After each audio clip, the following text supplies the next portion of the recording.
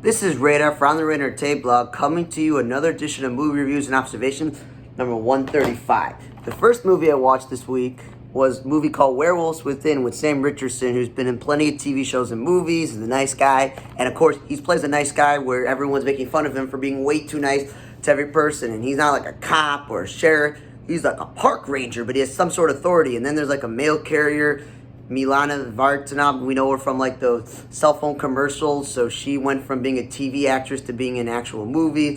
There was a bunch of actors that, you know, the character actors have seen before. It was nice to see Cyan Jackson recently of Call Me Kat, and to see Harvey Guillen, Harvey Guillen from What We Do in the Shadows, Zoe's Extraordinary Playlist, etc. They were playing a gay married couple, like, who had money, but they're living in a small nowhere town. And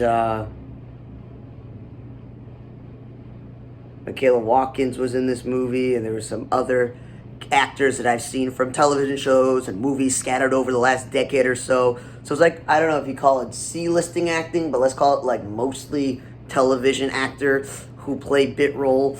And it was not like a typical horror film of werewolves. They weren't sure who was the werewolf. People were dying right and left. That's why it's like a horror film. And of course, you know, most horror films, either no one survives or everyone survives. So there are plenty of actors in this thing that I've seen before. And I'm like, I know them from that. I know them from this. And it's, 90-something minutes. Clever, interesting plot twist. It was good. I liked it. It was not bad. Certified fresh by Rotten Tomatoes. They're right. It's a pretty good horror film. So I started off the week great. Then I watched Heart of Champions. This 2-hour plus, it's basically 2 hours, movie called Heart of Champion about a rowing team, like a fake collegiate team who they lost, and then they got a new coach who's a veteran, but he's also was on the team, and the father of one of the members of the team is also working at the school. And the main actors in the movie were like the main dude who has the girl. He's the most likable guy in the movie. Then there's the other jock, where he wants the girl that the other guy has, and he thinks because he was captain last year that he's in charge of the team, and his father's like a booster or something on the board. And I've seen these actors before. And then the next main character was Charles Melton, who was Reggie on Riverdale. And he's been in a few movies, so I'm glad to see him branch out like the other characters in the show Riverdale, the actors getting to be in movies. And he was a really good character. And this was like, again, let's say like 90s or something, early 2000s, because I think there were cell phones, but they're like flip phones.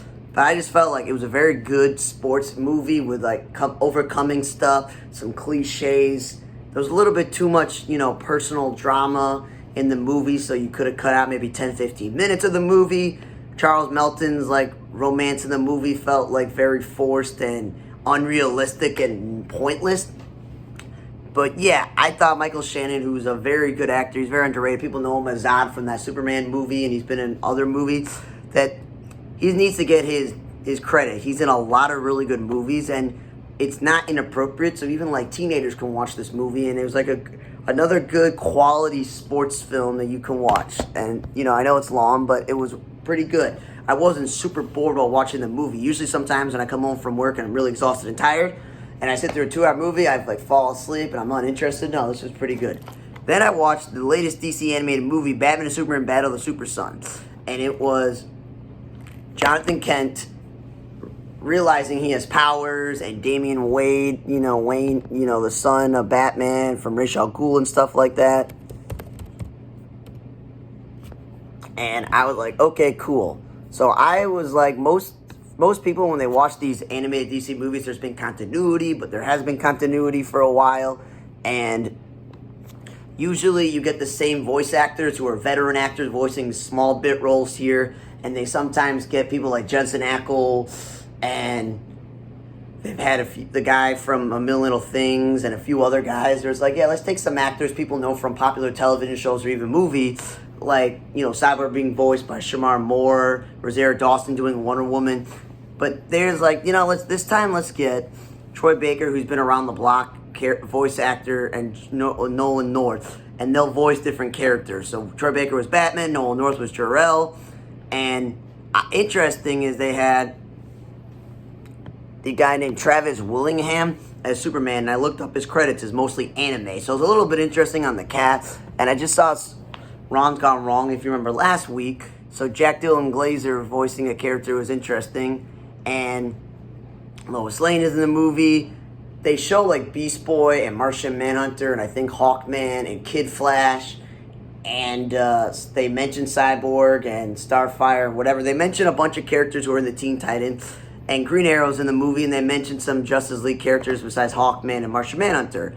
You know, so it was an interesting decision on which cast members would just see their face on the screen, who would be in the movie but they don't speak from the Teen Titans and Justice League, and who would actually be in it. And Green Arrow, is a very serious character. Now, obviously, Tom Kenny is SpongeBob, and he's done Plastic Man, and he's done like all these weird Batman villains. So he did a good job playing Penguin. It's just a little bit odd for a guy who's known for voicing funny and non-serious villains and superheroes that he voiced Green Arrow. That's a little bit of my thing. But I thought the plot was pretty good with Starro attacking and everybody being, taken over, and Superman and Batman are take over, and Superboy and Robin, well, not the actual Superboy because that's another character, but Superman's son and Batman's son have to save the day. I like that. It was pretty good.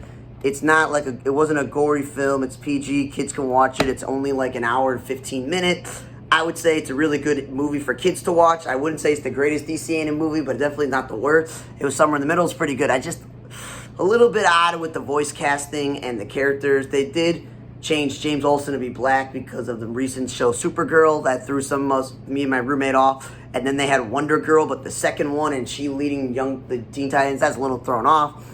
And Lex Luthor's in the movie, so again, it was interesting.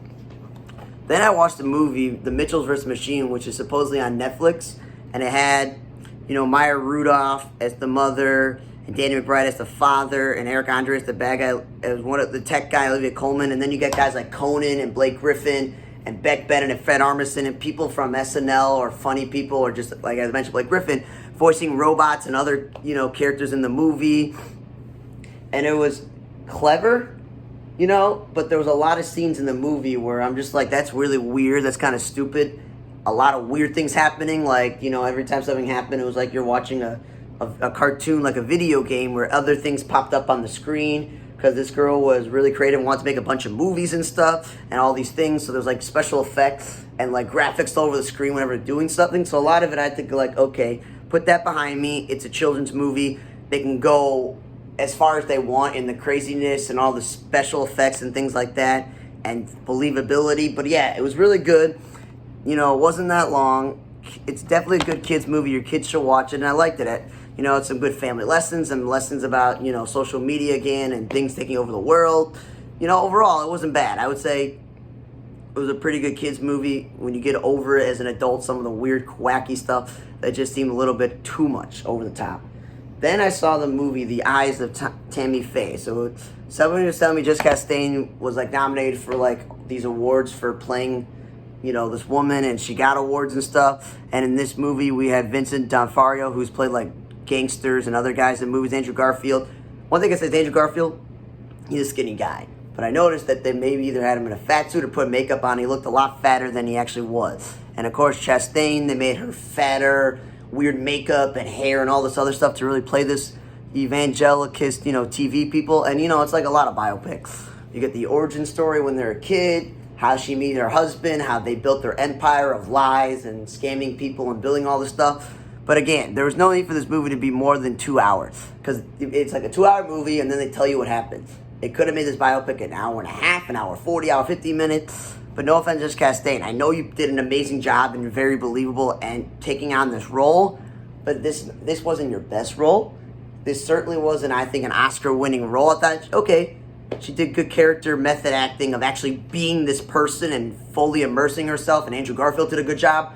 But it's not. It was okay. It was like I watched the movie, and the end of the movie, I'm like, okay, that's it. Okay, that movie was something.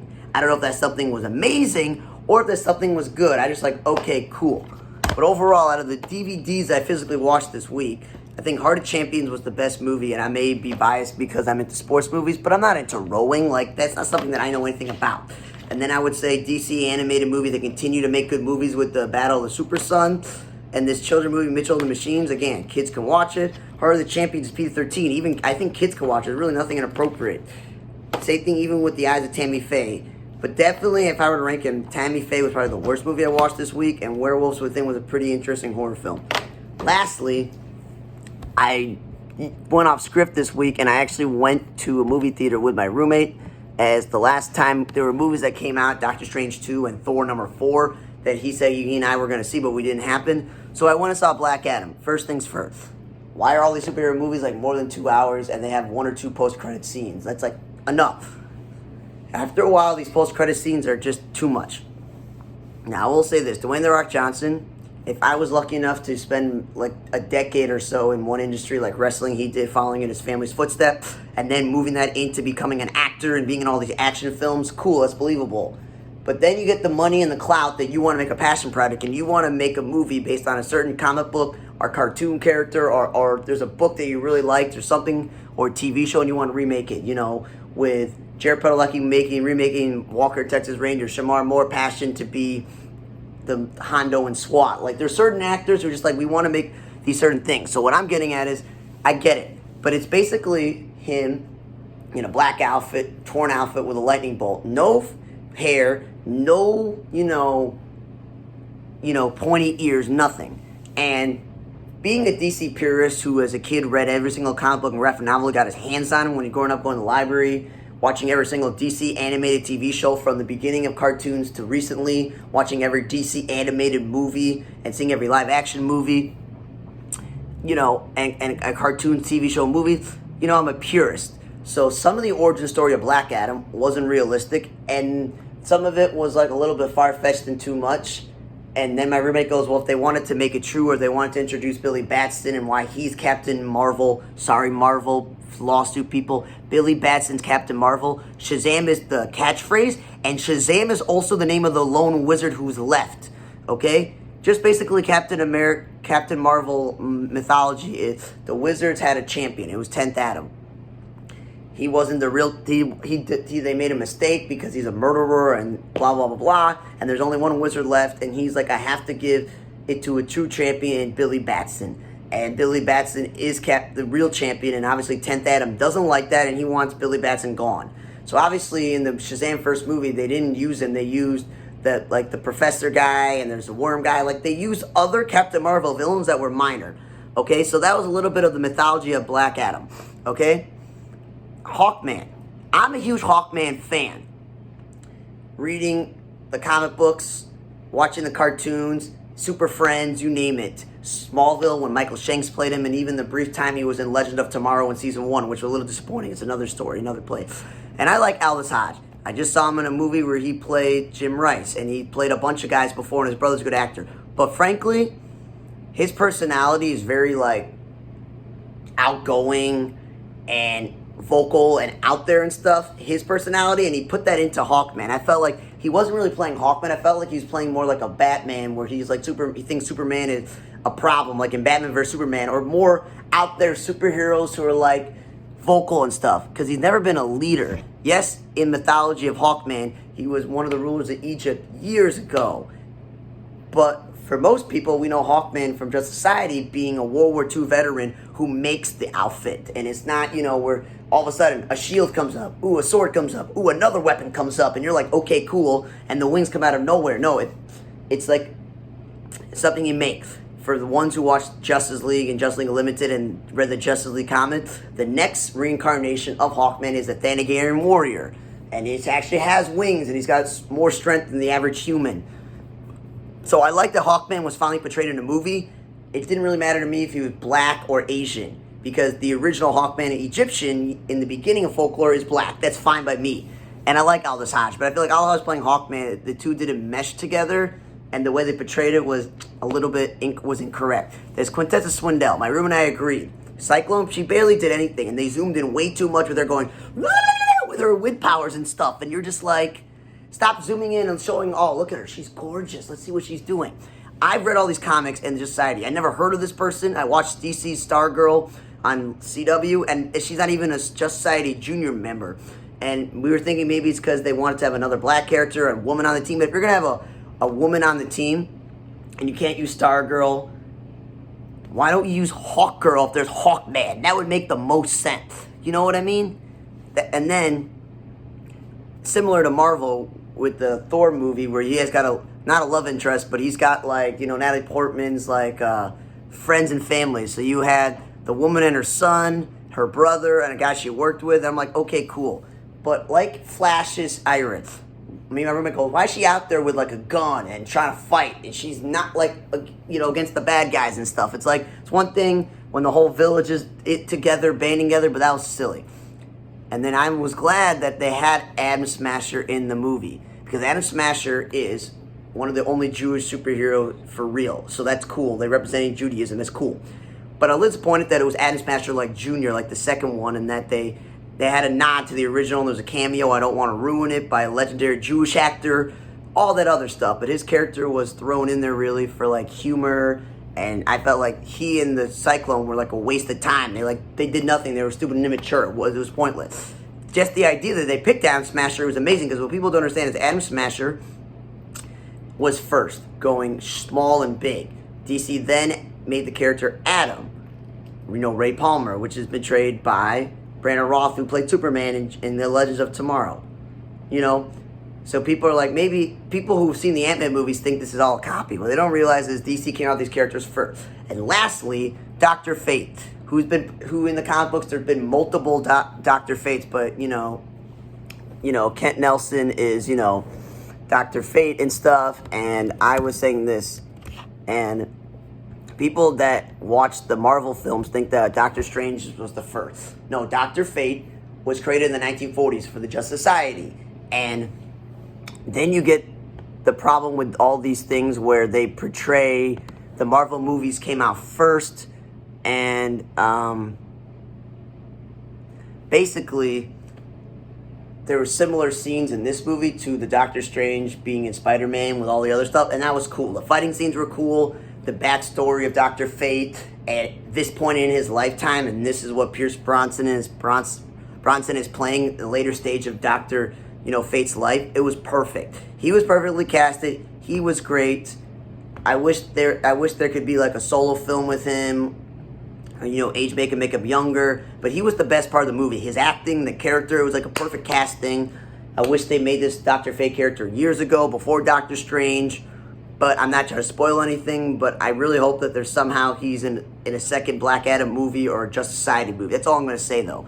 I'm going to say that, it was a good movie. It wasn't a great movie. Rotten Tomatoes, the critics don't think it's great. My roommate thought it was better than Marvel films. I was like, whoa, calm your horses. It was a good movie, good action scenes, good special effects, good amount of introducing certain characters, but then some were wrong. But overall, it's a watchable movie. I don't know if it's a movie I would certainly pay to go see in the theaters. But again, best movies I watched this week were Heart of Champions, Battle of the Super Sons, and then even the Werewolves Within and Mitchells vs. Machines were pretty good. And the Atom Fate wasn't bad, it just wasn't great. So I got lucky this week that the 6 movies that I watched, including the one in the theaters, were great. Were great enough to watch that I don't have to go, man, why did I watch a bunch of bad movies this week? Thanks for listening to another just movie review observation number 135. For On the Radar Table Block, I'm Radar. See you guys next time.